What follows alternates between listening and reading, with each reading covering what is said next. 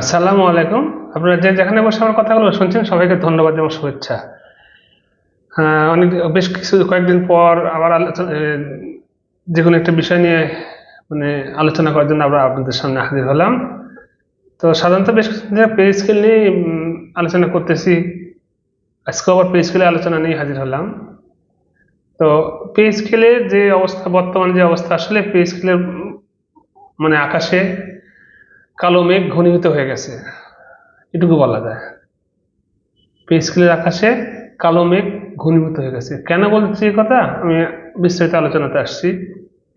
তো মূল আলোচনাটাই এমন যে পে স্কেল কি হবে নাকি হবে না, নাকি আগামীতে হবে, সবগুলো বিষয় কিন্তু আছে। আর সংখ্যা, এই এতগুলো সংখ্যার মূল কারণটা কি?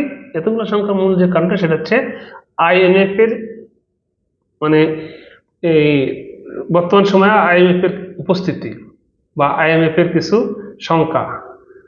সরকার যতই এটা নিয়ে অস্বীকার করুক, সরকার যতই এটাকে নিয়ে বোঝানোর চেষ্টা করুক, অর্থমন্ত্রী বলে যাচ্ছে না আইএমএফ এর সাথে এগুলো বিষয় নিয়ে আলোচনাই হয়নি পে স্কেল নিয়ে।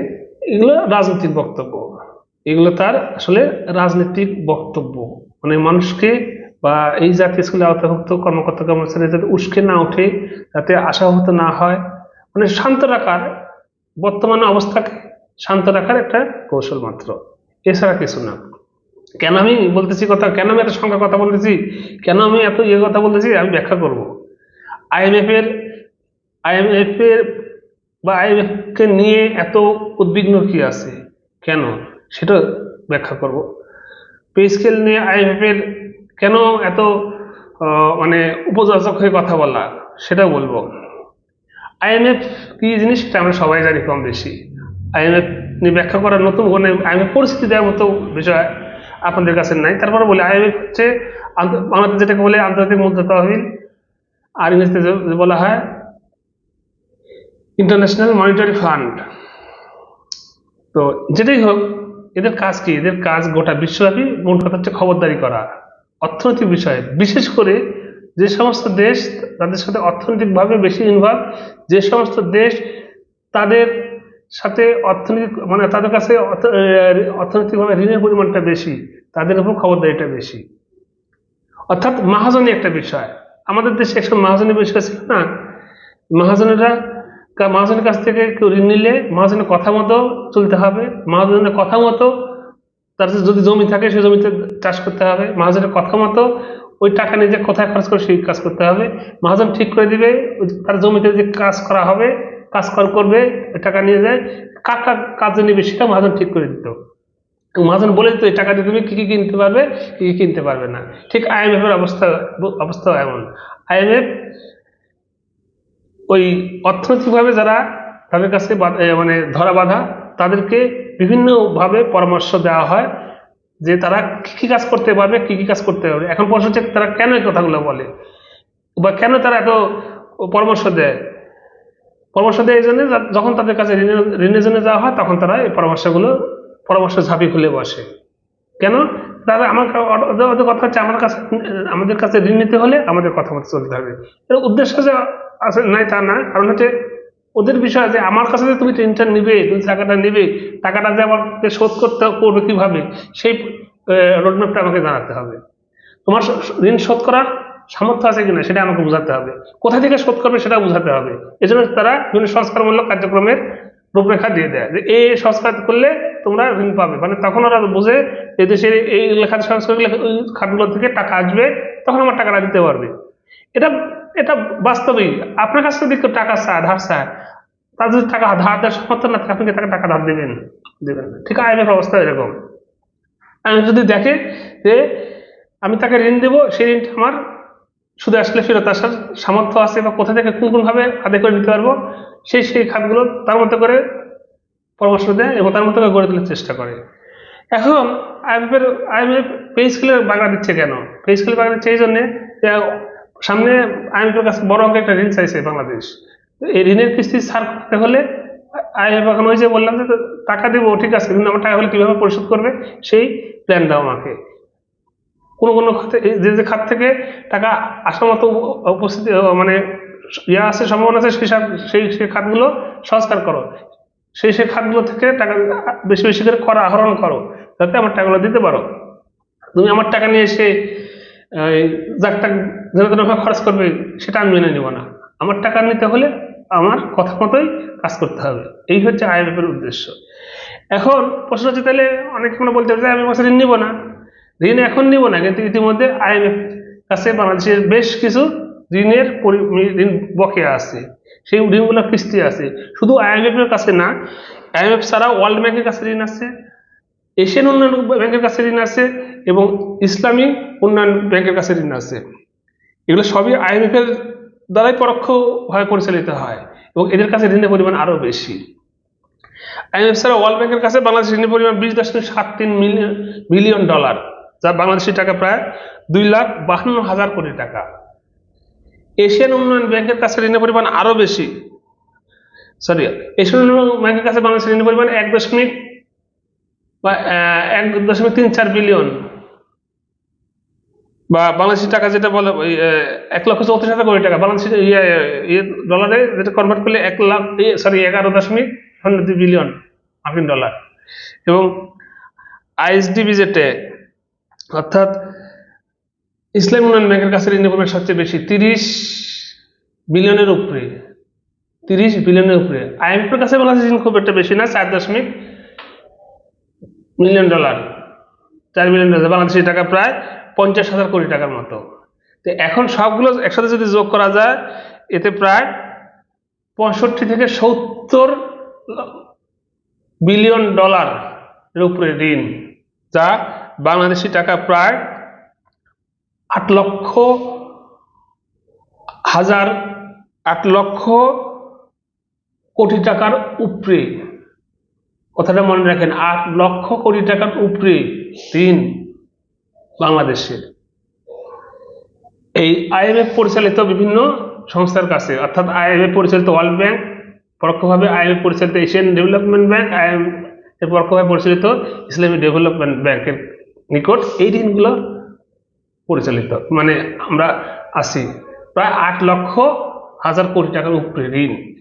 এখন তো এতগুলো ঋণ থাকার পরও আবার ঋণের জন্য আবেদন করতেছে, এই ঋণগুলোর কিস্তি আছে, প্লাস আরো যদি ঋণ নেয় সেই ঋণগুলো পরিশোধ করার মতো। তো আপনি স্বাভাবিকভাবে, আমি যদি একজন মানুষের কাছে টাকা পাবো, আবার টাকা চাচ্ছে, তা আমি তো অবশ্যই দেখবো যে সামর্থ্য আছে কিনা দেওয়ার, এবং কোন কোন খাত থেকে আসতে পারে সেই খাতগুলো সংস্কার করা। বা আমার টাকা নিয়ে তুমি যাতায়াতা করে বেড়াবে, তাহলে আমি দিব না, এই যে বিষয়গুলো। এই কারণে এখন এই প্যাঁচটা বেড়ে গেছে, যে IMF বলতেছে যে না, তুমি ঋণ নিতে পারো, ঋণ দিতে পারি, তাহলে আমার কথা মতো ঋণগুলো খরচ করতে হবে, আমার কথা মতো তাহলে যদি চলো, আমার কথা মতো সংস্কারগুলো করো, যে খাত আছে কর আদায়ের বিষয়গুলো আছে সেগুলো সংস্কার করো, NPS সংস্কার করো, ব্যাংকিং খাত সংস্কার করো, এগুলো সংস্কার, তাহলে আমি ঋণ দিব। তো পে স্কেল নিয়ে IMF এর বিষয় হচ্ছে, পে স্কেল নিয়ে IMF সংক্ষেপে যেটা বলি, পে স্কেল নিয়ে IMF এর যে মূল্যায়ন, সরকার সেটা স্বীকার করুক আর না করুক, সরাসরি যেটা বিষয়, যেটা মিডিয়াতেই আসছে, IMF কর্মকর্তারা বলছে যে পে স্কেলে নতুন করে আবার কমিশন তৈরি করতে বলছে, নতুন করে কমিশন তৈরি করে নতুন করে পে স্কেল, একবার সরাসরি রিজেক্ট করেনি।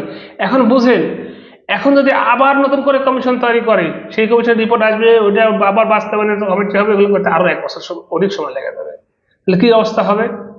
অর্থাৎ যে বললাম যে পে স্কেল হবে কি হবে না, নাকি আগামীতে হবে, এটা মানে IMF এই প্যাচটা লাগাই দিচ্ছে, পেস লাগাইছে, তাদের যুক্তি তাদের কাছে ঠিক আছে, কিন্তু আমাদের বর্তমানে যে অবস্থা পে স্কেল নিয়ে, এই যে সংখ্যা, সরকার এখানে পরিষ্কার করে কিছু বলতেছে না। অর্থমন্ত্রী বলতেছে না, পে স্কেলের তাদের সাথে কোনো আলোচনা হয়নি। এটা অর্থমন্ত্রী যে কথাটা বলতেছে, কথাটা মনে হয় না সঠিক কথা বলতেছেন।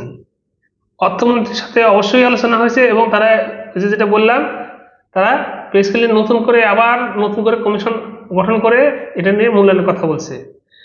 এখন ওই যে বললাম, এই অবস্থাতে আসলে আমাদের পে স্কেলটা হবে কি হবে না, কোন দিন হবে, কিভাবে হবে, এটাই আসলে ঝুলে গেছে। আর একটা বাস্তবতা যেটা, সেটা সত্যি কথা, সরকার যদি পে স্কেল দিতে আগ্রহী না হয়, সরকারি কর্মকর্তা কর্মচারীরা আন্দোলন করে পে স্কেল আদায় করতে আজ পর্যন্ত পারেনি, পারবেও না। আমি আবারও রিপিট করে বলতেছি, সরকারি কর্মকর্তা কর্মচারীরা আন্দোলন করে পে স্কেল আদায় করতে পারবে না, কারণ তাদের সেই সাহস নাই। তাদের সেই সাহস নাই। যারা এই যে আমরা বিভিন্ন ফেসবুকে ইউটিউবে দেখি গুটি কয়েক কিছু নেতা কর্মী যেগুলো সামনে আসে না, টোটালি এদের একটা ভিউ ব্যবসা। এরা ভিউ ব্যবসা করে লক্ষ লক্ষ টাকা কামাই করতেছে, হাজার হাজার টাকা কামাই করতেছে, আর আপনাদের সামনে প্রতিনিয়ত রগরগে কিছু খবর প্রচার করতেছে, এছাড়া কিছুই না। সরকার যদি না দেয়, এদের আন্দোলন করার ক্ষমতা এদের নাই। আন্দোলন করতে বুকের পাটা লাগে, এদের সেই বুকে পাটা নাই, এদের সেই সক্ষমতা নাই। এদের চাকরির ভয় আছে, কারণ এদের কামাই আছে, এদের চাকরি থাকলে কামাই হবে, বেতন যা পাবে বেতন আরো অন্য ভাবে বিভিন্ন কামাই করে এরা। যার কারণে এরা এরা ওই যে আন্দোলনের আপনাদের সামনে বলতেছে এই করবো সেই করবো, এই সেপ্টেম্বর থেকে আন্দোলন আলটিমেটাম কিছুই করতে পারবে না। এরা মাঠেই আসবে না, মাঠে আসার মতো সক্ষমতা এরা এতদিন ধরে যে 1 বছর ধরে বা তার আগে থেকে যে পেজ কিনে লাভালাভি করতেছে, কি অ্যাচিভ করতে পারছে আজ পর্যন্ত দেখান তো। তারা গত অন্তর্বর্তীকালীন সরকারের আমলে যদি প্রেশার ক্রিয়েট করতে পারতো, তাদের যদি আন্দোলন করার সক্ষমতা থাকতো, তাহলে তারা তখনই প্রেস ক্লাব আদায় করে থাকতে পারতো। তখনই তো কারা কারা প্রেস ক্লাব বিরোধিতা করেছিল, পারছিল, পারেনি, জানার সত্যতা পারেনি। পরবর্তীতে রাজনৈতিক সরকার আসার পরও তো কি করতেছে, তাদেরকে কিছু বললে উল্টাপাল্টা কথা শোনায়, না দিলে কি করবেন আপনারা, সরকার না দিলে আপনারা কি করবেন, সরকার না দিলে তো কিছু করার নাই, আপনারাও কিছু করতে পারবেন না। অযথা মানুষের মধ্যে এইগুলা নিজেদের ভিউ ব্যবসা বাড়ানোর কারণে এই যে রগরগে খবর প্রচার করার দরকার আছে। আসল কথা ভাই, যেটা সত্যি কথা বলি, বর্তমানে পে স্কেলের অবস্থা শঙ্কিত অবস্থায় চলে গেছে। পে স্কেল হবে কি হবে না, এটা আসলে নিশ্চিত করে বলা মুশকিল। হলে সেটা আমাদের মানে কপালে আসবে, না হলে কবে হবে কোন দিন হবে বলা মুশকিল। আর 1 বছর পর হবে, না তারও অধিক সময় পর হবে, না 6 মাস পর হবে, আসলে বলা মুশকিল। মোট কথা, পে স্কেলের বর্তমান যে অবস্থা, আসলে পে স্কেল সংখ্যায় আপনারা এই ভিউ ব্যবসায়ীদের কথায় আশা হত হওয়ার দরকার নাই, আশান্বিত হওয়ারও দরকার নাই।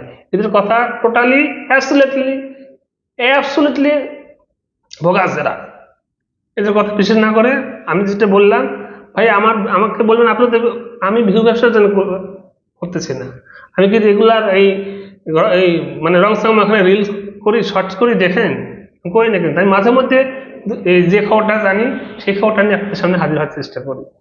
বাস্তবতা যেটা হলো, এই পে স্কেল নিয়ে যে যখন যেভাবে করছে, তারা তার মধ্যে করে ষড়যন্ত্র করে এটা আটকানোর চেষ্টা করছে। সচিবজাত থেকে উপরের সচিবজাত থেকে শুরু করে রাজনৈতিক দল, বর্তমান সরকার ব্যবস্থা, সবাই এটা নিয়ে, অর্থাৎ সরকারি বা জাতীয় স্কুলে আওতাভুক্ত কর্মচারীদের যে বেতন তাদের বাড়ুক, এটা তারা কেউ চায় না।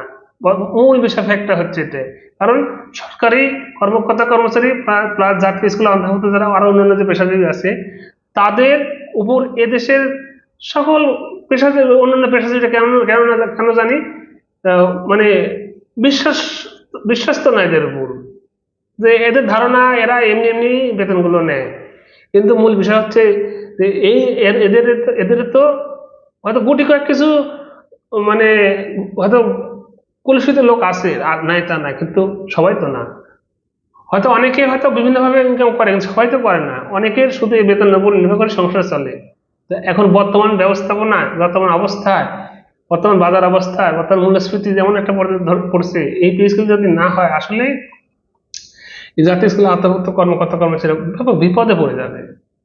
সেখান থেকে অনুরোধ করার সাথে কিছু নাই, কারণ অনুরোধ না করে আপনি জোর করে পে স্কেল বাস্তবায়ন করার মতো, ওই যে বললাম, সংগঠন বা ওই ধরনের অ্যাটিটিউড নিয়ে নামার মতো লিডারশিপ আমাদের গড়ে ওঠেনি। আমাদের যে 2-1টা লিডারশিপ গড়ে উঠেছে, দেখেন এদের কার্যকলাপ, এদের কাজ, এরা রিল করে, শর্টস করে নিজের মানে মানে একটা রঙ্গমঞ্চ বানা হয়েছে পে স্কেলটাকে।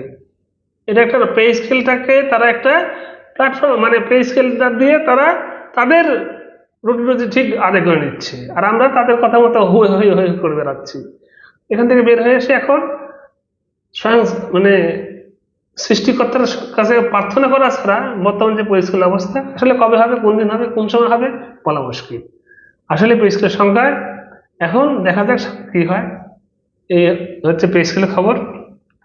কারণ আইএমএফ এর কথার বাইরে যায় আসলেই বর্তমানে আমাদের দেশের বর্তমান যে সরকার, এই সরকারের আইএমএফ এর কথার বাইরে যায়, তাদের পরামর্শের বাইরে যায় পে স্কেল পুরো মানে বাস্তবায়ন করা নির্দ্বিধায় অনেক বড় রিস্কি ঝুঁকি।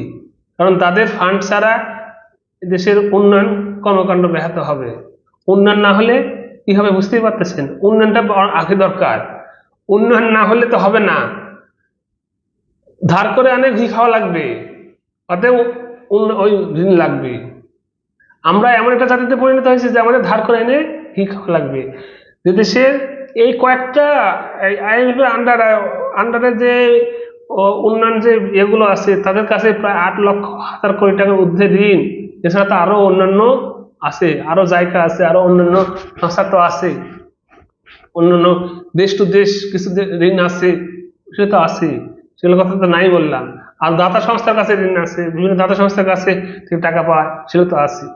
তো এই অবস্থা এখন মানে আসলে মূল বিষয় যেটা পে স্কেল আসলে অনেক সংখ্যা পড়ে গেছে।